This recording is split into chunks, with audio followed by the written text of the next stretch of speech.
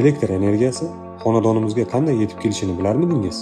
Elektr energiyasi elektr stansiyalarida ko'mir, gaz, atom energiyasi, shamol, suv va quyosh yordamida ishlab chiqariladi. Ammo ular ishlab chiqaradigan elektr juda yuqori kuchlanishga ega bo'ladi va uni uyda to'g'ridan-to'g'ri ishlatish juda ham xavfli. Shuning uchun bizga taqsimlovchi transformatorlar kerak bo'ladi. Elektr ustunlarida ko'rinadigan kulrang silindr yoki yer ustida joylashgan quti shaklidagi qurilmalar bu transformatorlar. Ularning vazifasi yuqori kuchlanishni kundalik foydalanish uchun xavfsiz darajaga tushirishdir. Elektr energiyasi uzoq masofaga taxminan 11,000 volt kuchlanishda uzatiladi. Bu sizning mahallangizga yetib kelishidan oldin tizimli kuchlanish zarbalari, chaqmoqdan himoya qiluvchi qurilmalar, kalitlar va maxsus saqlagichlar orqali o'tadi. Transformator ichida po'lat yadro, mis o'ramlari, cho'lg'amalar va izolyatsion moy mavjud. Yuqori kuchlanish birlamchi o'ramga past tok bilan kiradi. Elektromagnet induksiya orqali transformator kuchlanishni pasaytiradi va ikkilamchi tomonda tokni oshiradi. Natijada 11,000 volt taxminan 230-400 voltga tushiriladi.